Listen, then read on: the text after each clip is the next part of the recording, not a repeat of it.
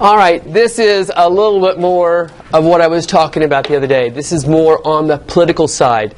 And I've got two things I wanted to mention the other day. We added Oliver Cromwell to the list, right? He was the one who represented Parliament trying to constrain the power of the kings. And the kings don't want to be constrained. They want to rule as arbitrary monarchs. Last thing I want to tell you about Oliver Cromwell is that when he dies, his son tries to take over. So it's moving back to a dynasty. But a lot of people in England don't end up liking Cromwell. He becomes a leader. He calls himself Lord Protector, but he's a Puritan, and he starts imposing his personal values on England. Kind of like the Puritans did.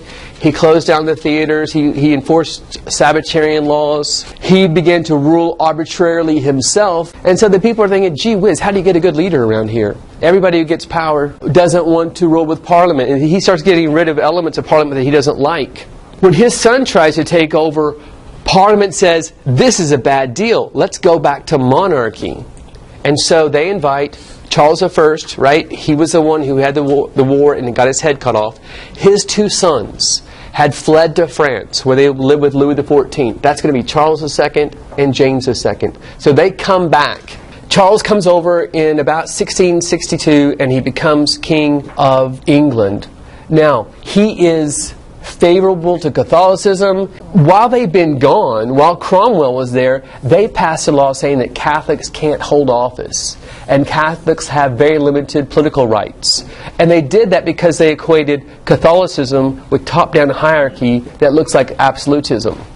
So Charles does pretty well with Parliament during his lifetime, but he tries to make things better for the Catholics in England, and people begin to think that maybe he's plotting to restore Catholicism and renew his father's policies. But he dies and his brother takes over before we have a rupture with Parliament. But what I want you to see coming here, and this is your idea, glorious revolution, James II, who's about 60 when he becomes a king, because his brother didn't have a child, Charles didn't have a child. James becomes king, and he rules for about 8 years, and things begin to break down with Parliament during that period of time. Y'all remember, he's the one who also did the Dominion of New England document, right? He tried to consolidate all of New England and put it more under his direct control and stop home rule.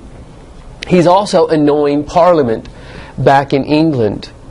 But they're thinking, he's got a daughter, but he has no son.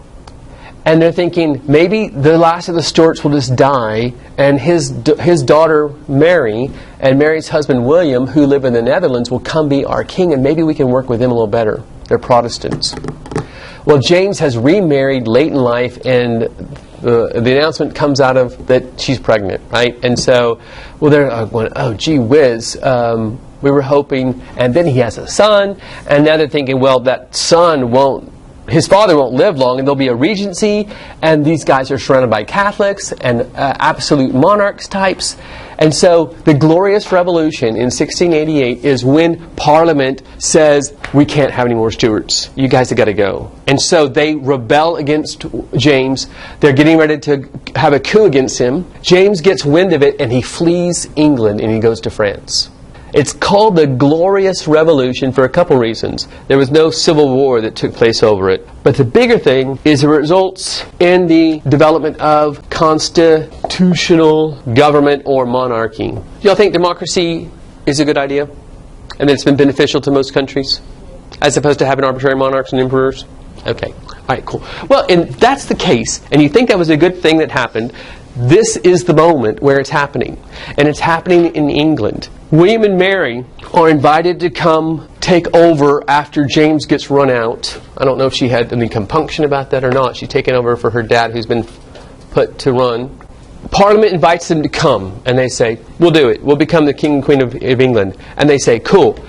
Before we go any further, we need to let you know we want you to sign a document proclaiming what the rights of the English people are and what the rights of Parliament are. And I have these enumerated, and you don't have to write this down. But William and Mary agree to give England a Bill of Rights. This Bill of Rights, here's what you want to write down about it. It constrains the power of the government. It constrains the power of the government. Do we have a Bill of Rights? We do. And we'll be getting into that later on. The liberal tradition is to free ourselves from arbitrary authority. And that's what this begins to do for England and thereby the Americans. And then the Americans are going to love this and want to run with it. All right. One of the things that they say is, we're tired of the king just picking his own judges. And this is actually the framework for it. But he says, though the sovereign remains the fount of all justice, he or she cannot unilaterally establish new courts or act as a judge. They want this rule of law that's not arbitrary. So you can write this down. Independent judges. Independent judges is what this Bill of Rights gives. Freedom from taxation by royal prerogative. So, no taxes without Parliament approval. Number 2. Now, here's a big one. If you fear a king becoming arbitrary and simply taking your stuff, they're going to need to do this with the military, right? So here's what England comes up with. There'll be no standing army in England at the king's disposal during a time of peace. And it takes parliamentary approval before the army can be used against the populace. That's a really smart idea. If we don't let the government use its armed forces against the people without the people's representatives' approval, there might be times that you might have the army come out and stop a rebellion that everybody, or the vast majority of people, think is an unruly rebellion. But it helps them prevent an arbitrary king who can just show up at your house and take things from you because it's got all the power. Freedom for Protestants to have arms for their own defense as suitable to their class. This is the right to bear arms, right? We can actually arm ourselves and have weapons so that if there is a breakdown at some future time with another monarchy, we'll be prepared to resist that kind of... That's going to become something of the Americans too, right? Eventually, this idea. Parliament gets to elect its own membership without interference from the king. They can't try to block that. In fact, the big thing that they want is a free, independent parliament that stands separate from the king. What we call this is division of government. So here's the king, and the king is the executive branch. And we want a separate legislative branch, and that is parliament. That has its own... The king leaves us alone. We are our own authority. Here's one more thing I'd like you to write down. They want Parliament to meet at least every 3 years, without the king calling them.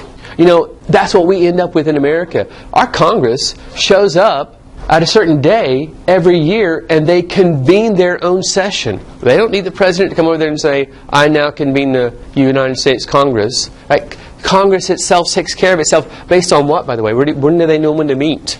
And things like that. It's the Constitution, right? We're going to work with this later. Yep. Remember, prior to this, Parliament couldn't come together unless the king called them. If they came on their own and met somewhere, he could accuse them of treason. What they're trying to do is restrain the government and force the government to listen to Parliament some, consult with Parliament, and certainly not pass any certain laws without their approval. And here's another thing. Freedom of speech in debate. The proceedings in Parliament ought not to be impeached or questioned in any court. So this means in Parliament, if I get up and say, I don't like the King's ministers, I don't like this policy, and this is a bad idea, you can say that in Parliament, and the King can't have men waiting outside and say, you need to come with us, right? That's where this idea of freedom of speech comes. We need to be able to criticize government. Now, that was a new idea. Now, these things right here give England constitutional monarchy. And from 1688 on, the big battle is to less and less power for the kings and more power for Parliament. Do they still have a monarchy in England? Is there still a monarchy in England? Who's the monarch of England? Y'all know? Who runs the government of England? The Prime Minister. Thank you. It's not the Queen who runs it, right? What we're about to see emerging is this program of Prime Minister. All right. So, William and Mary get along with Parliament, and power begins to shift to Parliament. And that's that process. Did y'all get the Dominion of New England very well settled? That was when James II tried to extend authority onto New England, revoking charters and making them all one colony which he controlled. That was an effort on the English to roll back self-rule by the Americans. Did the Americans like that? Do you remember reading about that? The Americans got really ticked off about that. about the government in England trying to control them more. They wanted self-rule, so they were ready to rebel. But that's when James gets taken out. I will say this. This is George the First. Just real quickly here. William and Mary don't have children. It goes to her sister Anne. She doesn't have children. Evidently, the Stuart line has run its course. And in 1715, they have to go looking for a new king. All the best people in line for the kingship were Catholic. They lived in France or Spain.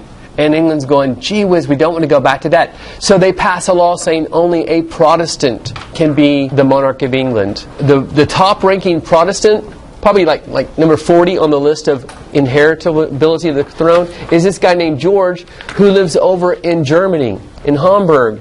And he doesn't speak English. So a delegation of Parliament goes to Hamburg and asks George, would you like to be King of England? And he's like, well, maybe. What's going on with it? What's the job like? They're like, you don't have to do anything. Just come over, live in the palace, play croquet with your friends, and we'll take care of government, right? And he's like, I don't even speak that good of English. You're like, perfect. We don't want you to do anything. We want you just to come and be a puppet king. And let Parliament run things. Let the people run things through representative government.